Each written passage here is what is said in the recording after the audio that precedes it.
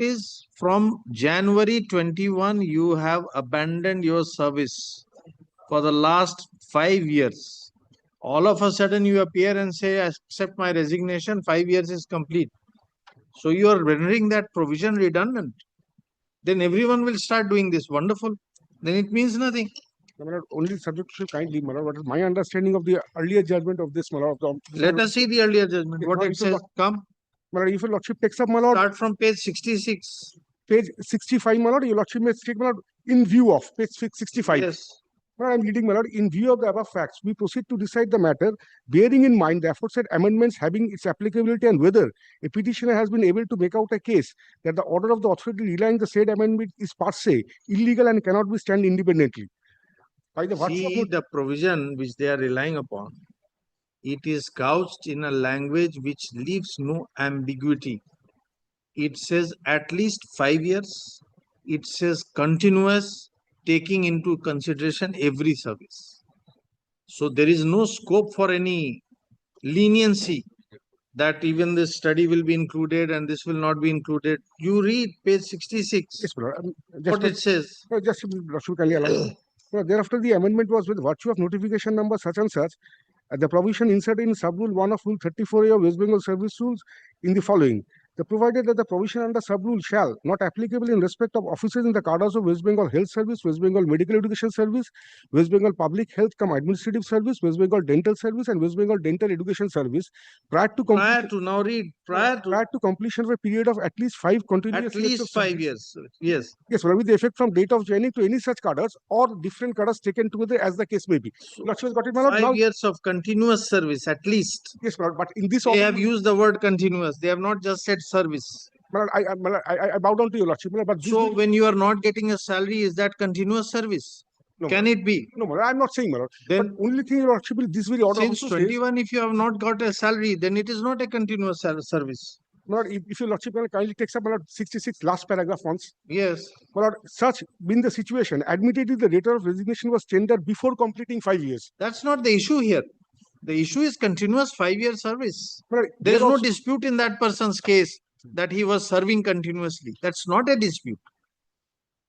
So therefore, in the meantime, the time has lapsed. In your case, if we exclude from January 21 till today, then 6 years is gone.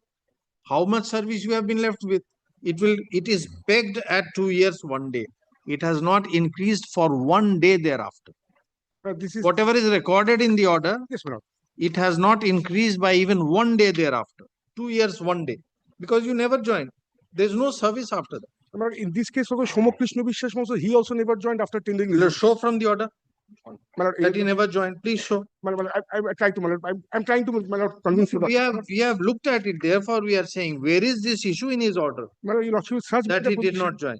Such being the position, admittedly, the letter of resignation was tendered before completing 5 years of continuous service from the date of joining, and therefore we do not find any infirmity or illegality in the decision of the authority based upon the said notification dated such as his also case was rejected on the same ground.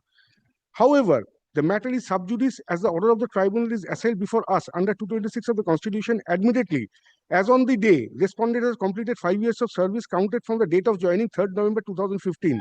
The tribunal ought to have taken into account the aforesaid facts when the challenge was made. The decision of the authority by taking completion of 5 years of service at the time of disposal of the tribunal application. Undoubtedly, the 5 years expired even in the day when the tribunal application was filed and came up for final consideration. There is no pleading required in this regard. The moment the pleading is explicit, the date of joining and date of filing the tribunal application necessary to taking into subsequent events to minimize litigation to avoid multiplicity of proceeding. Even if the letter of resignation tendered when the embargo is in vague, yet by the passage of time, embargo has been lifted and therefore there is no necessity to relegating the parties to the domain of authorities afresh, as it will be a replication of the same grounds, same facts, and the grounds tendered in resignation would survive. It will never give a new address to the original thing, and the approach has to be different. Such as an embargo is no longer operating against the respondent.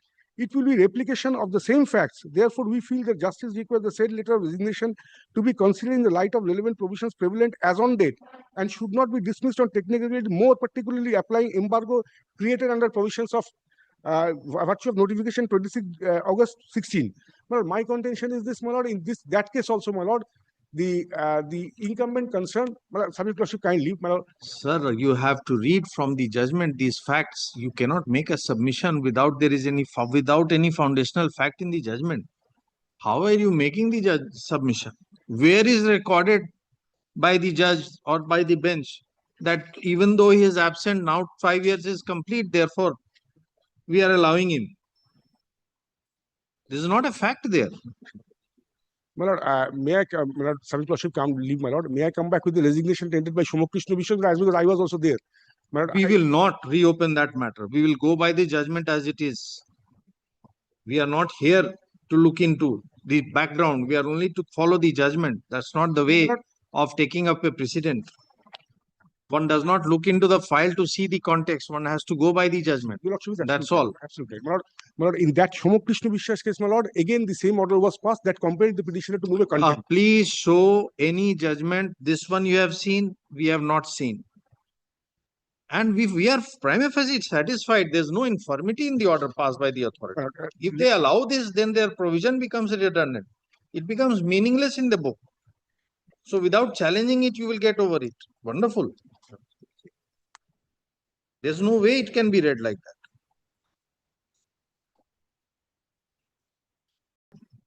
And this is the way you serve the public after taking up an appointment. Only interested in your own betterment. And after that, you say, I'm practicing.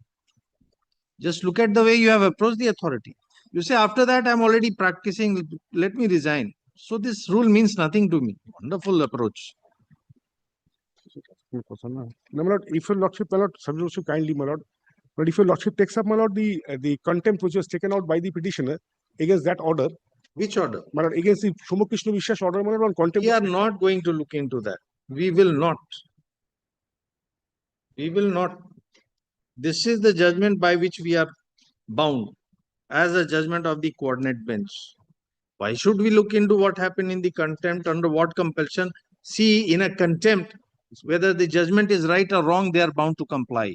So therefore, the contempt order does not mean anything as a binding precedent for the issue decided by the order. Absolutely. Absolutely. That does not mean that the order is correct. That does not mean that the order is incorrect. Whatever it is has to be complied. But there is another order, although it's not been annexed. So even if they were raising such issues, the court can say that will not allow you now because you have suffered a judgment, you comply it. That's true. In the contempt, they cannot go any further. They cannot. So therefore, we are bound by this. Nothing else. There is another judgment of this that very coordinate bench, that is Devashish Mukherjee. You will place it tomorrow, I will place that judgment even. It's on same score. You don't find any infirmity in the order passed by the authority. You cannot resign like this. We will not permit such persons. Come tomorrow. No, my lord, another part, my lord. Only thing, my lord. Original application, my lord, that is of Mukutmuni Odhikari, that says, my lord, if I'm a temporary, but I'm temporary, that is not in dispute. If I'm temporary, my lord, the rules 34A is not applicable. This was, my lord, decided by the tribunal, upheld by this court, matter went up to the Supreme Court. Well, the Supreme Court has not passed any stay. Now, the fact is, this Mukutmuni Odhikari, well, that judgment is also here. If your lordship takes up the judgment of Mukutmuni Odhikari, it starts from page, my lord, all three judgments are there. Well, it starts from, my lord, page 84.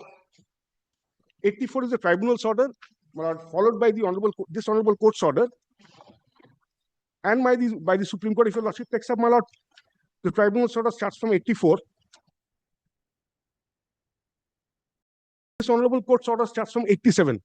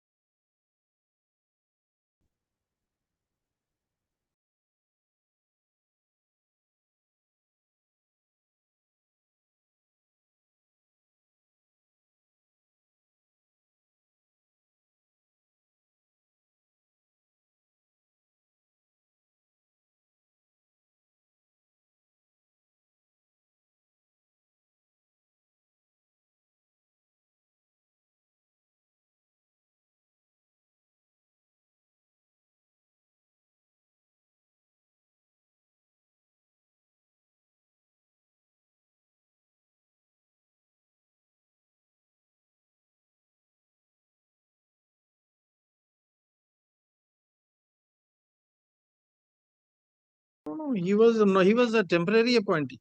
But in my case also, I'm also not confirmed on a temporary appointment. Please, sir, read the second paragraph at page 89. Yes, ma'am. We understood what you are trying to say, therefore we observe. In view of the aforesaid, we are in agreement with observation of the learned tribunal that since the applicant was appointed temporarily, he was not on probation. Yes, madam. So therefore, it was a temporary appointment, Madam, your lordship, not a confirm appointment, but going through the probation phase. madam, my case, my lord, the appointment is provisional. It's provisional. Every appointment is provisional. You show one appointment letter which says it is not provisional. It has to be provisional, my lord. These are settled principles of service law. What are you arguing? My lord, I will come back with the judgment of Devashish Mukherjee, my lord. Your lordship, fix it tomorrow, my lord, if I can succeed. That's why we said you come, if you can find anything that supports you. Can it be day after tomorrow, my lord? Tomorrow, day after tomorrow. All right. Day after tomorrow, my lord. As played by London.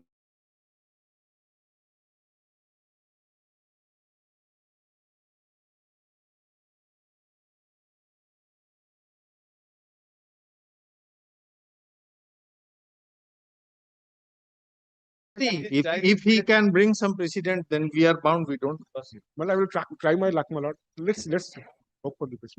Why all the doctors are abandoning the service in the state? Well,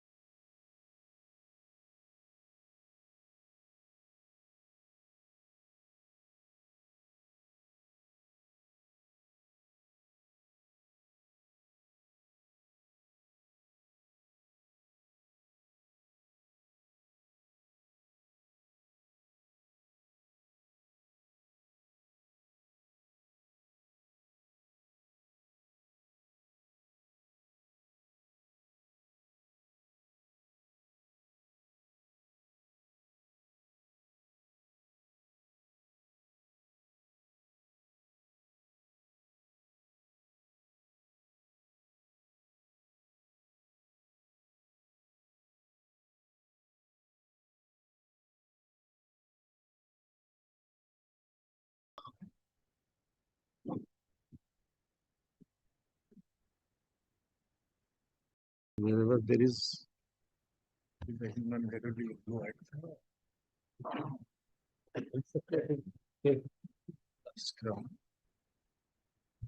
Item number 328. I appear for the respondent bank. In terms of my lord's last order of 17th March, we were required to file the paper book incorporating the bank's rule regarding my lord the appointment of a peon and a sweeper, as well as my lord one advertisement which was in Bengali vernacular. Lordships wanted it to be in English translated copies. Can we have a brief background? What the issue is? The issue is that I appear for the appellants over here. Appointment procedure was challenged by an unsuccessful candidate who was not qualified at that juncture. This is a post appointment to the post of peon and sweeper. So we have qualified. We accordingly started our service. Thereafter, it was challenged by him. The honorable single judge was held that no, since there was a capping with respect to the higher qualification, that is the reasons we were disqualified from the service. Challenging that, we approached the honorable division bench. Division bench held in our favor, which was tested by the bank again in a review application. Further, which was rejected. Further, it was challenged before the honorable Supreme Court. Supreme Court has remanded back the matter before this honorable court. Because for the first time before the Supreme Court. Because it was recorded by the honorable judge that no such provision has been brought to. Now we remember. Yes. Yes. So where is that provision? Let's see. My That's lord, all we have to. The paper book, my lord, if lordship takes the my lord supplementary paper book, Hmm. which is my lord the thinner one. Mm-hmm. My lord, first appeal, which is my lord appeal number FMA 2071, pertains to a post of peon. So lordship will kindly come to page 25, my lord. which is, my lord, the rule regarding peon. And where is the judgment which says that no such rule has Page been? 5 of that compilation only, my lord. My lord, the Supreme The Court smaller judgment- compilation. No, the judgment of this court, which said no such provision has been brought to the notice of the Yes, court. that has been handed over on the last occasions, my lord. A copy of It's the, not part of the paper book. my lord, the paperwork has only the division bench of the judgment যেটা আমাদের ফেভারে help করেছে। My lord, that is not the final judgment of the division bench is not there in the, my lord. It must be there in the earlier paper book. My lord, the paperwork was filed by our instance. In that paperwork, the honorable division was pleased to allow the appeal. So it was not part of the paperwork. I have handed over on the last I'm occasion. carrying to, my lord. Give the main file. So that would be part of the order sheet. Yes, that would be. Yes. And, my lord, the paper book which I have filed today contains the Supreme Court order and the rules, my lord, also. My lord, I am separately carrying What a is the copy. date of that order? Yes. 24th of February February. 2020. Yes.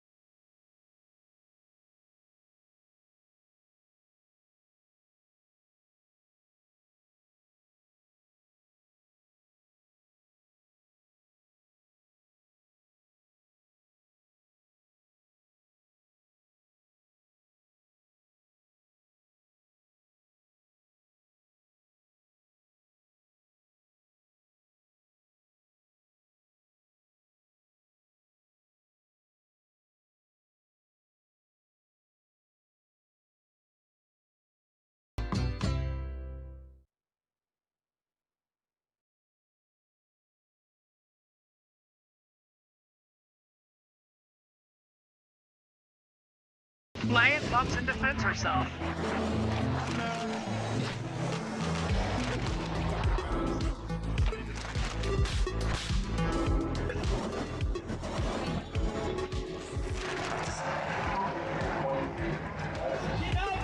She lives.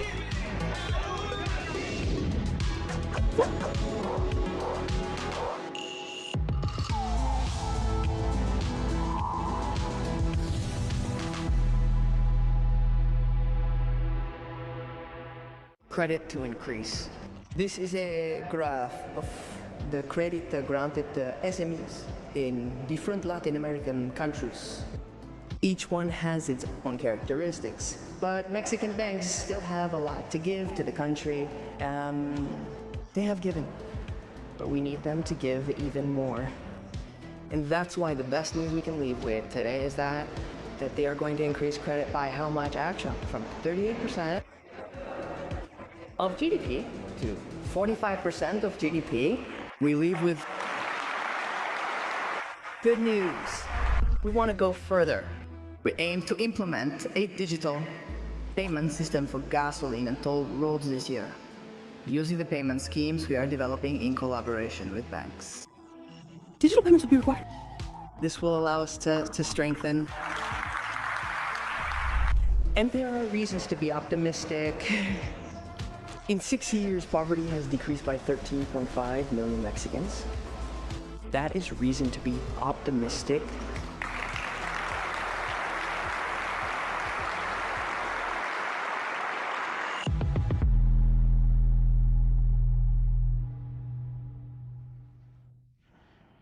Hello, good evening. Thank you for being with us here in Matiosare. This is a co-production of Channel 11 and Channel 22, and as you know, it is thematic. Today is Tuesday, and it is the turn of the economy and politics table.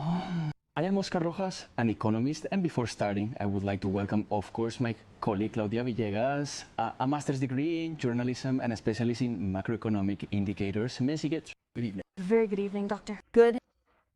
Tona. And also greetings to Hamlet. Tona T. Martinez, a fellow economist. Oscar. See you. Very good evening. And Hamlet Dalmager, indeed a master's degree in constitutional procedural law from a distance but close by for the analysis. How are you? Very good evening. Greetings to the audience. Well, tonight we will talk about two very important topics. The first of them is the banking convention, and then we will discuss the supposed renovations that the PRI and the PAN are trying to implement. Okay, let's get started right away with this first topic, which is the banking convention. It's a very interesting convention that takes place year after year, so it's a good indication of the economic discussion in the country. Mainly, well, in this meeting, they presented once more, I'd say, the overall picture concerning what fiscal policy is, monetary policy, and natural socio-ecological policy, if you will. Moreover, the emphasis was on the president's statement that the new economic model has resulted in 13.14 Mexicans escaping poverty. This highlights what is needed right now, wouldn't you say? That is to say, many elements of the Mexican economy have been stabilizing. But what is needed, as the president rightly points out, is the moment of growth. That is the explosive growth of the gross domestic product, and that is anchored very clearly. This missing piece for this explosion of growth is the level of credit, right? The level of credit, particularly to SMEs, to small and medium-sized enterprises, which are the link that we have to rescue in the domestic market that was destroyed during the neoliberal model. So to provide credit with this overall vision, that is not making decisions with the banking system alone, but also anchored to what is the master plan, the national development plan, the Mexico plan, the Mexico. Well, now Amasi, of course, a very important issue that we discussed here, was also mentioned, the investment plan, which has now become law and is now opening up new collaboration instruments between the state and private sectors to achieve this goal, right? A differentiated, non-concentrated, inexpensive credit system and accompanies the country's transformation process, right? The conclave of bankers who meet regularly on a beach with a relaxed outlook and more relaxed spirit, they seek to establish their demands. President Claudia Sheinbaum has been talking to bankers for 2 years now and has told that it isn't necessary to increase credit. I would say that the word explosion in the growth of the gross domestic product is a sign of growth. Again, we are an economy that has traditionally grown. The most we ever grew was in 2023, and it was more than 3%. And the news given by the Secretary of the Treasury that we are going to have a growth of 3% in the very short term seems to be the most important news. When the Secretary of Finance asks bankers, productive credit is needed so that small businesses and small companies can grow quickly, he does so with the conviction that even if it increases from 30% to 45% of the gross domestic product, it is not enough. We need this growth rate to be more of a participation rate in that component of 45% of the gross domestic product, don't be a different product of credit from credit that is being granted for consumption and the credit needed for the partnerships that are going to be created in connection with the infrastructure law. But I would like to conclude this first speech by saying, whereas we not only need credit on better and cheaper terms, but we also need a market, because it has been shown that a small business in Mexico can finance itself for 30, 60, 90 days. Those of us who have been entrepreneurs know that we can finance ourselves with a credit card as long as there is a market, and I believe that this is the great challenge. But the domestic market in Mexico is actually growing. Let's say that potential demand that had been lagging for some time, the decades has been pushed by different factors above all, I believe, the labor and wage policy of the governments of the fourth transformation, where there were fundamental changes, for example, employment in the minimum wage in the forms of hiring, etc. And in one way or another, we already know with empirical evidence that this was that great lifeline at the time of the pandemic, right? I would say, yes, demand is growing, but on the supply side, which is precisely this, these big banks, especially those that go to the banking convention, the 89th version, well, they still have an outstanding debt that has been claimed in different forms at different times. It seems to me that the Bank of Mexico also a year ago, when it was celebrating its anniversary, made a kind of criticism of the system in general. Now, we also have to differentiate between, let's say, the level of depth that exists in the country. We can talk about the universe of companies. We can talk about the universe of consumers. That is, of all those individuals who use the financial system through savings accounts, credit cards, or any other service, right? Let's consider mortgage and autos. This is a significant hurdle, a major constraint when it comes to corporate credit. Within the country, businesses are numerous. In Mexico, there are over 5 million companies, but only 50% access any kind of funding from the formal banking system. So there is a problem there. And most of them are also large companies. We are talking about MSMEs being practically left out. One of the main reasons is the high fees and interest rates, and the fact that they do not have collateral or any other type of guarantee, and they do not have a credit history. They are easily discarded by traditional banking, which imposes serious restrictions on the development of the companies themselves, which end up financing themselves with suppliers.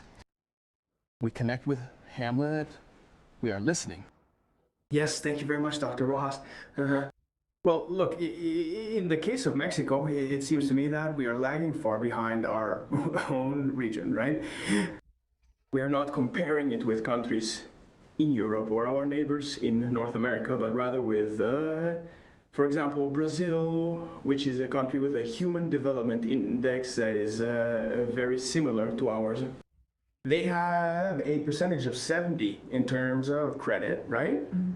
Granted by traditional banks. And in the case of Chile, it is around 100% of GDP. Sure. And we should not be that far behind, especially given the progress we have made in both formalization and banking.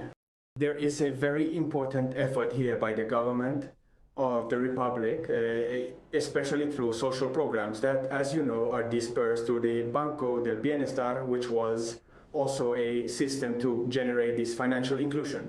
It is worth mentioning that the vast majority of traditional banking branches are concentrated in large and medium-sized cities. They do not cover the almost 2,500 municipalities that there are in the country. The only financial institution that reaches out is precisely the Banco del Bienestar.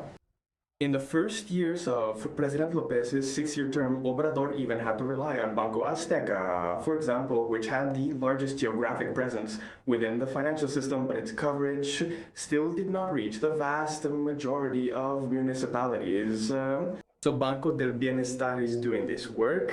We are going to places where it may not be profitable for commercial banking, but that also reflects the disparity that exists in access to this important area, such as bank financing in all its aspects, yucks. So it seems to me that the figures provided by ABM are clearly well below the regional average, well below those of the parent companies in Europe or North America, and there is still a lot of room for growth. I also did not like the comment made by the president of ABM, even as a joke, saying that the range they are looking to increase by 2030 is very wide, let's say, and that traditionally it took 8 years, and now they are going to try to take less than 6. The truth is that I do not think these are figures worth celebrating. President Shimon has been very prudent. Morena has also been very prudent in terms of not presenting reform initiatives or approving reform initiatives that could impact the financial sector precisely to give them stability and enable to fulfill these promises, but they are lagging far behind, Yes, indeed. I would like to add the historical context there, right? Remember that during neoliberalism, what was generated was a privatization and foreign ownership of banking, and that this banking sector is also highly concentrated. It is not just 3 banks that control 70% of the market. So it is a concentrated market, and of course the power that this gives them is precisely to raise the commissions that allow this contrast, as Hamlet rightly pointed out, right? In other words, the data is overwhelming, right? While 100% of GDP is equivalent to what is given in credit to SMEs. In Chile, magpili. 55, Brazil, Peru 42, Colombia a little more than 30%, Mexico 22% to the bottom. So they're telling us not simply that a program or emphasis is needed, but that we need a vision of institutional redesign of banking itself, right? I think it's also very important that the participation of Nacional Financiera, for example, has been announced, of course. That is to say, the banking system, we must remember that even though it is operated by private individuals, it has a public function, so there has to be a very clear commitment to recovery in this regard. The plema, that is to say, commercial banking, development banking, where right now I also think it is very important to emphasize the importance of continuing to promote the development of Banco del Bienestar, because we know that financial services from now on are not a luxury in any way, but a necessity. But of course, the need for digital and all payments has also been announced by Laos. Mexico also uses a lot of cash. There is an impact of 1.5% of GDP due to the sole use of cash. So a deeper level of design is what we're missing, and that's why I think that the more we talk about it, and above all, the context that open up regarding the collective need for credit for society, we will move forward, right? Bankers are businessmen and entities that make big statements. They do not make innocuous pronouncements, say, kaapa. And what Hamlet said, that it seemed in bad taste to say how many years it would take them to comply with what the Secretary of Finance is asking of them, Rumasami, reminds me that exactly a year ago, maybe 2, that they recognized that they had made the profits and the businesses that they used to do in 5 years, or 10 years, or 2. Thanks to what was mentioned, the domestic market has represented a great business for them, and I believe that the recognition made at the convention that Mexico is a country with expectations and growth potential. tells us that bankers are recognizing that the model promoted by the government, first of former President Lopez Obrador and then President Claudia Sheinbaum, is the right one. But they have not wanted to do two things. And I told them it wasn't actually necessary, that the low expensive credit conditions, if they don't want to take fewer risks, as the Mexico plan is to work, to have a market, to have cash flow, and then for the bankers to change an issue that they haven't wanted to address either, which is the origination of guarantees, points, como guarantees. Because they have a license authorized by the National Banking and Securities Commission, and like all companies, they respond to the constitutional mandate of social responsibility, and that is in the Constitution and in the credit institutions law, but they don't want to change the model of how guarantees are originated, that is the force. For example, the multiple purpose finance companies have already shown them that it can be done. There is a SAFU farm out there that is granting the largest number of loans to SMEs in the country. And they don't want to get into that discussion. What I think is that they are going to have to do it, and that the Mexico plan is key. They don't want to because the business is highly profitable as it is. That is the traditional way they manage it. Because at the end of the day, let's say they don't adapt to the needs of the country, but to their own needs. I mean, I understand that. That's, as a private company, you have complete autonomy in terms of decisions, but the problem is huge, and I believe that they do not have a long-term vision in terms of whether they could boost the gross domestic product by so many percentage points in one or another by granting more credit. Then they would have a much larger market that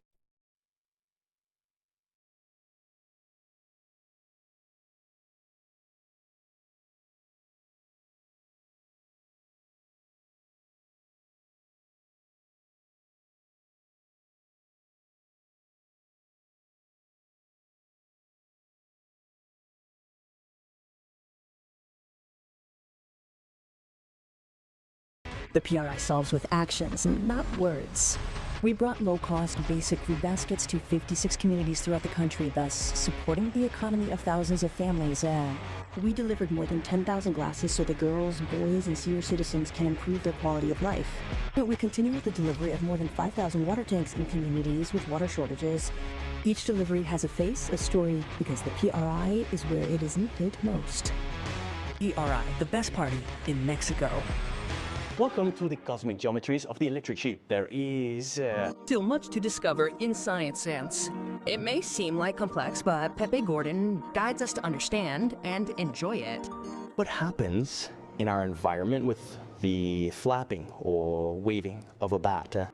They trigger the regeneration of forests throughout the American continent. The Electric Sheep, new schedule, every Tuesday at 10 p.m. Living memory of certain days. October 10, 1959.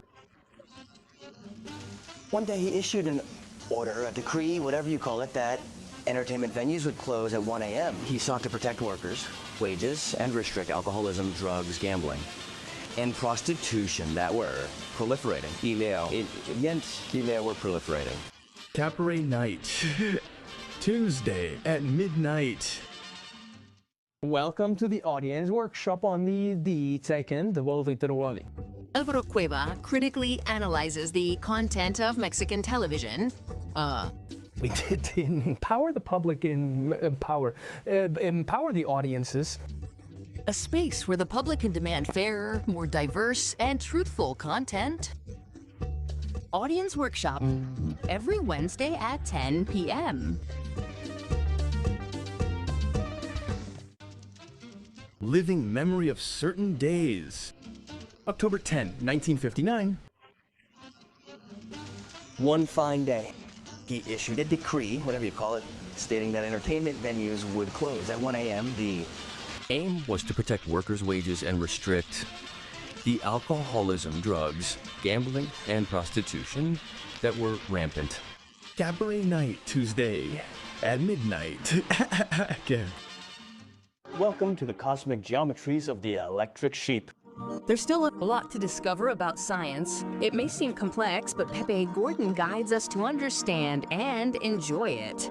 What happens in our environment when a bat flaps its wings or paws? They trigger the regeneration of forests throughout the American continent. The Electric Sheep, new schedule, every Tuesday at 10 p.m.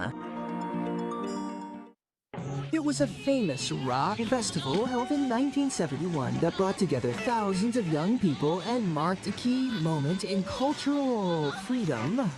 The people themselves turned to the #1 rock group. People sang along, chanted along. This was the first time I played in front of so many people. It was unforgettable. It was magical. Living memory of certain days. The Abandero Festival, Thursdays, midnight at... A space that breaks stereotypes through short films that explore identity, love, resistance, and pride. Fuck or decade. Don't be embarrassed. No embarrassment. Your eyes are like emeralds. Relax. If you don't want to, don't do it. Zona de Shorts, Mexico. Every Saturday at midnight. The Cultures Channel of Mexico. This equipment will malfunction. This is strange. Series Estelares presents. If I told you that you could travel through time through photos, would you want to try it? Want it? You just have to remember 2 rules. First, don't get stuck in the past. Don't question the future. I am the person in the photo? Is this some kind of virtual reality game? Second, once you're in the photo, follow my instructions, but remember, don't alter anything at all, especially at critical moments.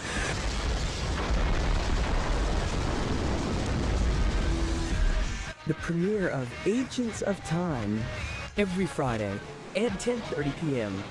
The Cultures Channel of Mexico. Living memory of certain days. October 10, 1959.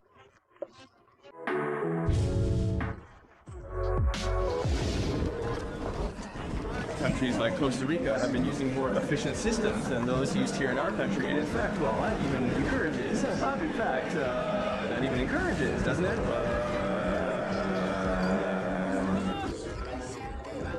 We see endless lines at some toll booths for passenger and freight transport. So it seems to me that this will help them in ways. There is a commitment from the government and autonomous institutions like the central bank, but I reiterate that some of them are missing leadership. Some of them are missing, dictator. I agree, and I would also like to point out something very important that was said in President Claudia Shinn's speech, which is that credit is not just a number, right? That it has to grow in the statements, but that it is anchored. And I think that the message of the projects to recover energy sovereignty, particularly that of natural gas, which is one of the most sensitive systems in our economy, was permanent. In other words, you never 75% dependence on the foreign market, and that states, well, that this is a very important symbol of collaboration. In other words, there is a project to which commercial banking must also embrace as its own, as co-responsible for the national economy. And with this vision of mixed investment is how we could continue to achieve the goal of this project to reduce that dependency from 75% to 50%. I mean, it's a message that's already said, right? Help us, right? Because we are also talking about incentives for investment with well-being centers. We are also talking about defined production chains that is well positioned to continue growing in the deepening of the technological development of the domestic market. We have this issue that was already mentioned, of course, of digitalization and projects, also important, right? Of innovation, such as the lines. In other words, it is an environment that is already demanding this new moment, this new face of Mexican industry. And is it going to be done without access to credit, the diversification of income, and above all, I think it is very important to point it out here in a clear way. Clear that they are giving very little credit.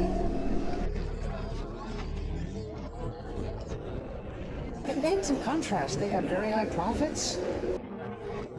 It is a market that has to be called a station.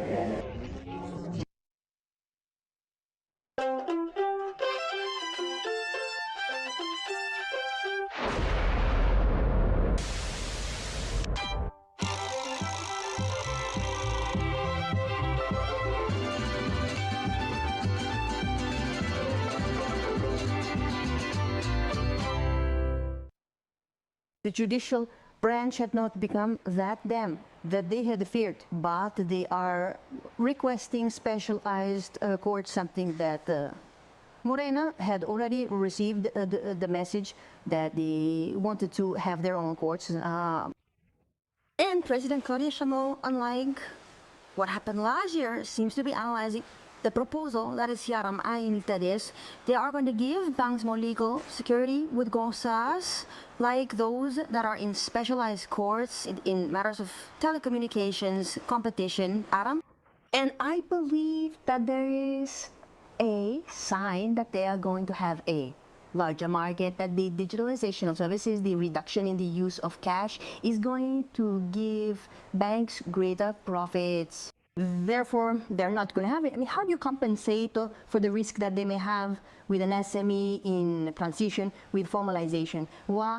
Well, there are announcements made at the banking convention about entering formalization and making changes, and the guarantee origination model that the sector as such does not want to. I think there can be competition in banking. I believe that banking would not need greater incentives. It is fine that they propose their proposals and that the government, let's say, analyze these proposals and move forward in some other way, but they do not really need additional incentives. Yes, you already said it. Well, the profits concentrated last year in Mexico by banking represent what they earned in Argentina, Colombia, Chile, and other countries, right? Right? Added together, it is equivalent to that. Why? Because we have a system that simply overloads companies and individuals and borrowers with financial pressure. You take out a mortgage loan and they charge you interest fees, and you take out your credit card, and if you do not pay the payment in order to avoid generating interest, you also have an additional fee. You use another bank's ATM and they charge you an additional fee. So let's say our banking system has a very solid profitability scheme. And also explains why they don't need to advance in terms of gross domestic product compared to other countries. In other words, if we only have 18% of credit placed with respect to GDP, and that same percentage represents exorbitant profits as much as the sum of other countries, well, they don't need more incentives. Rather, they need to bet on the country, right? Well, country. And I think that in Mexico, if the banking system, like in many parts of the world, but in our country in particular, has, let's say, access, or has economic power, the economic power of the banking system is incredibly strong, unlike other types of sectors. Because at some point in the last 6-year term, I think it was Montreal who had proposed a CLE on commissions or on the interest rate. I don't remember which one it was, but it was immediately rejected. And it's not like, let's say, ceilings on interest rates have severe consequences on the economy. But if we are seeing that they have a very efficient, structured profitability scheme, it is because they are charging an incredible profitability to the people of Mexico. So I believe that there should be compensation on their part. Absolutely. We hear you, Hamlet.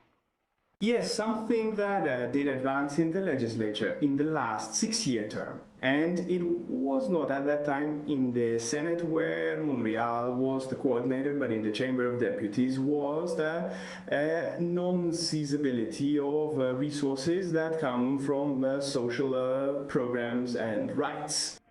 Because it was sought through certain sectors of the banking system that they could, let's say, collect from these resources that, for the most part, are older adults, people who unfortunately find themselves in a vulnerable situation due to all the structural inequalities that exist in the country, and that protection was created.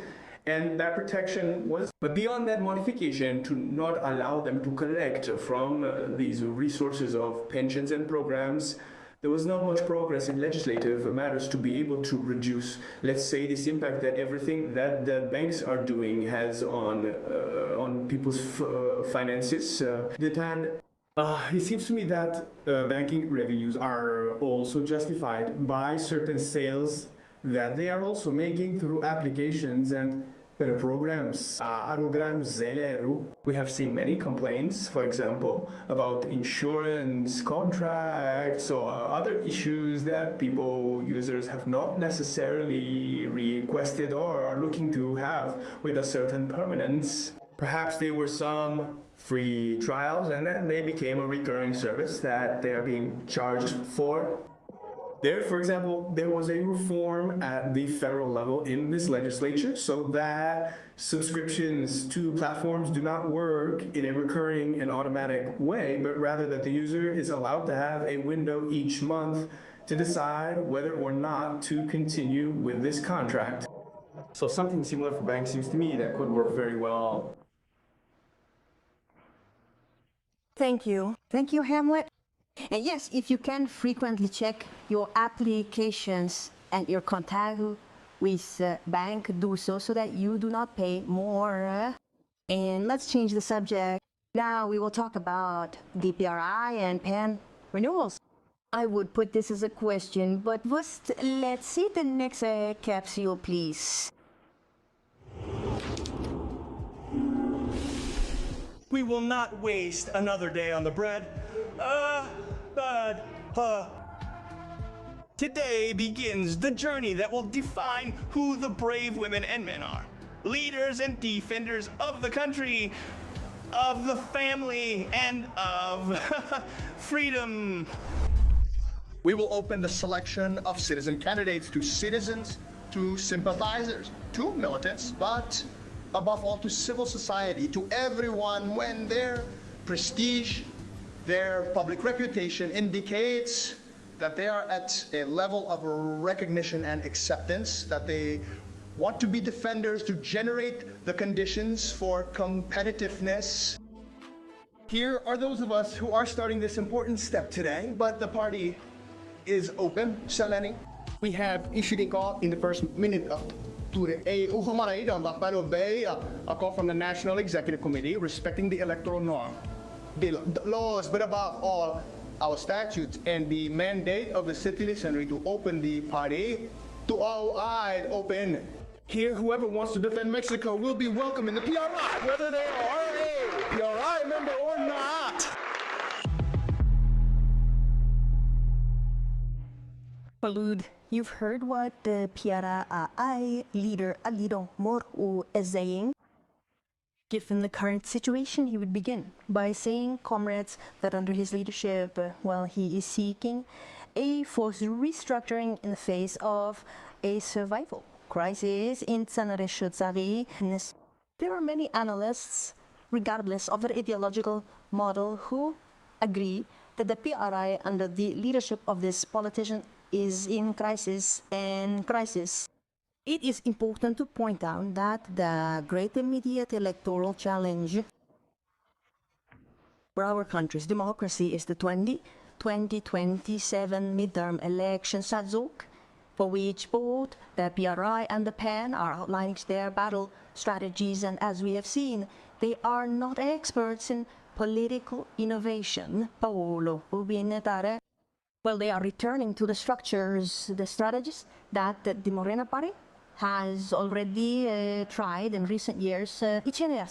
They are opening up the party, they are inviting citizens, but curiously without putting their power striker dreska tatung doporeska. What do you think, Hamlet? Yes, Claudia, look, it really caught my attention how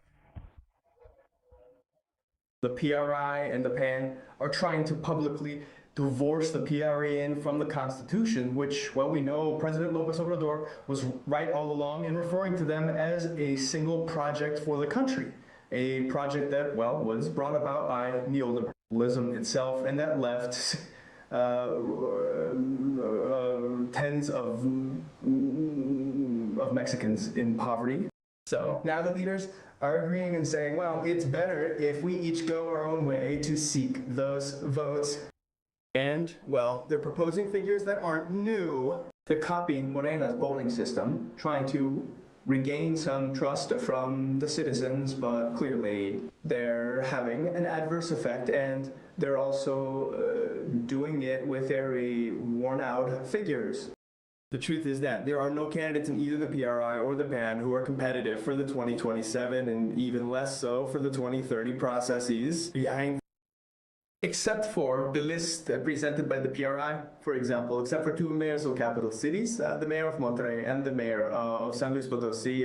The truth is that the Maria Paulos presented are people who have held responsibilities and who clearly do not appear in the surveys, let's say, at a general level to be able to compete with their federal entities.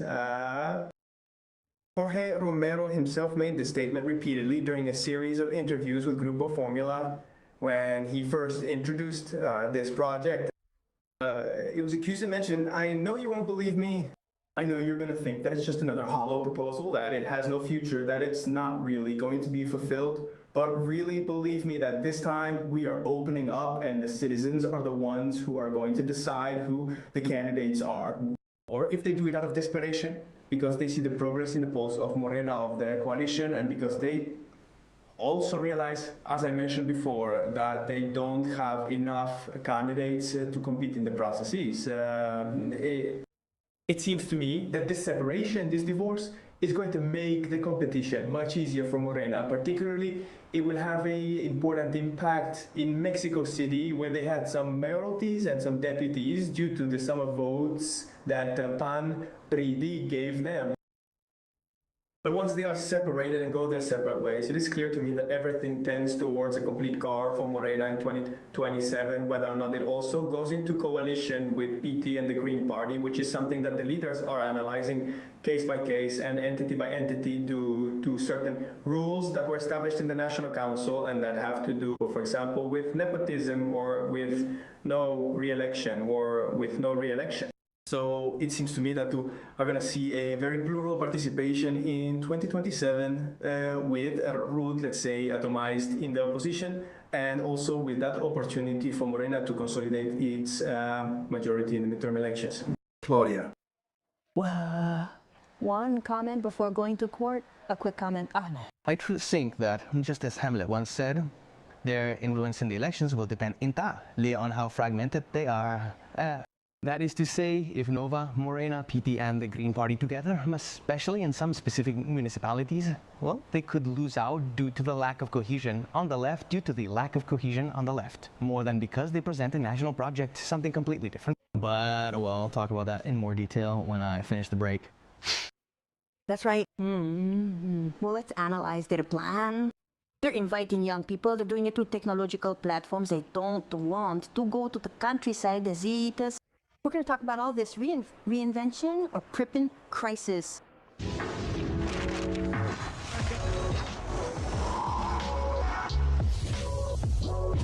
Machuari. A space for creative freedom where new voices in Mexican cinema are born. He's not coming anymore. My son, Marcelino Borla, he didn't come back.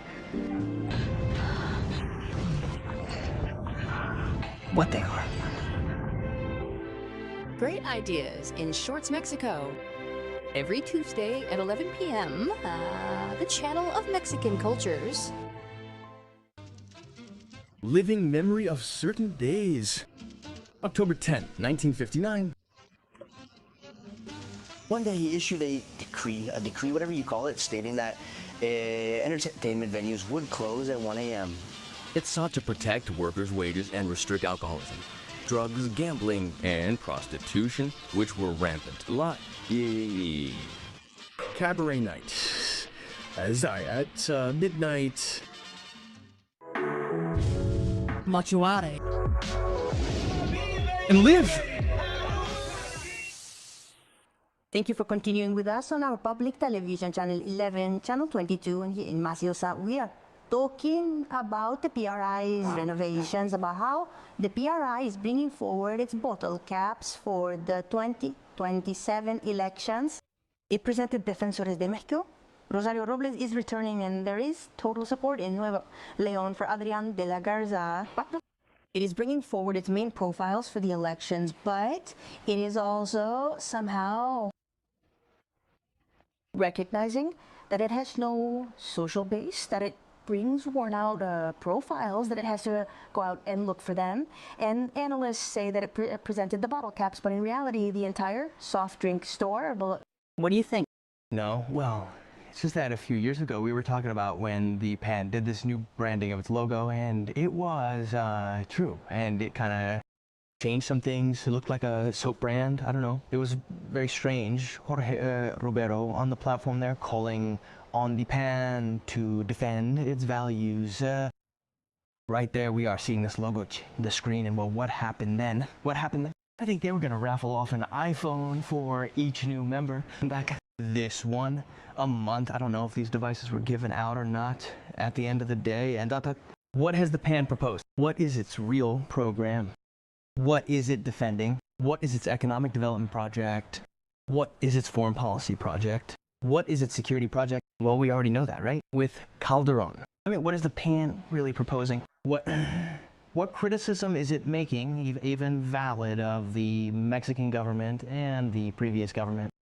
I don't think there is anything. And the PRI, I think, is also worse off because Lito Moreno is the first to be re-elected as president for life, practically, of the PRI. He is going to close the door, PRI. He is going to make it disappear at a national level, surely in the following elections in 27, and if not in 30, because with him, they have lost everything.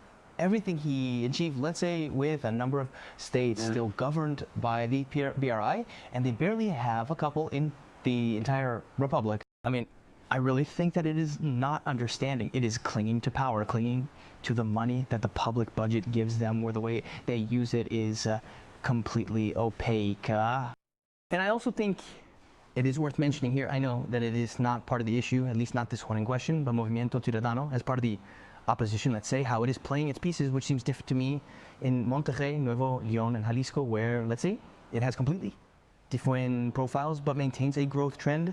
I mean, not so strong, but it has grown in recent years. In the last elections. Yes, I would put it in the context that we are already facing a change in the political system. That is, Lina, we are in a moment of transition.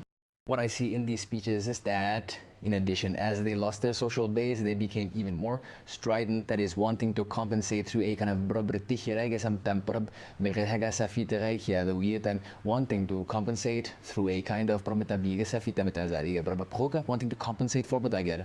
That is to say, it is a moment in which the two parties of the 20th century represent an authoritarian 20th century 20th century of elites.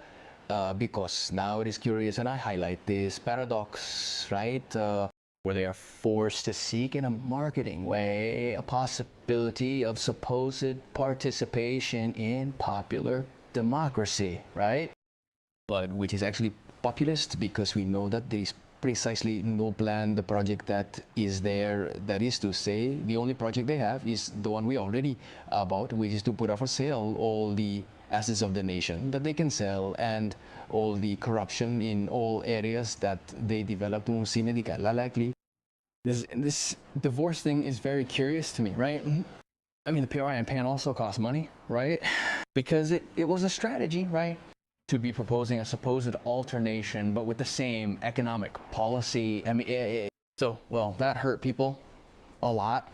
So Freddy Parroca, and that's why I think that right now they are the only ones who believe that someone can be admitting the possibility of renewing something that is simply already on the way out of the country's political history, right? To Ratov.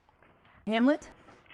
Yes, their logic also has to do with, let's say, a number of players who are at the table, who are participating If each of these political parties presents candidates in the municipalities that are contested in the country, well, we are talking about around 15 municipalities, discounting those that operate under an indigenous regulatory system and those that are not elected, let's say, by free, secret, and direct suffrage.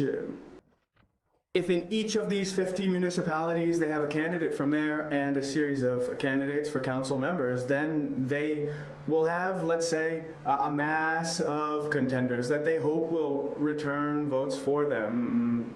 Likewise, in their calculation, this is something that the PRD mentioned a lot in the reasons for losing their registration. They said that the thing is that we didn't have 300 candidates walking the streets for federal deputies because we went with the coalition.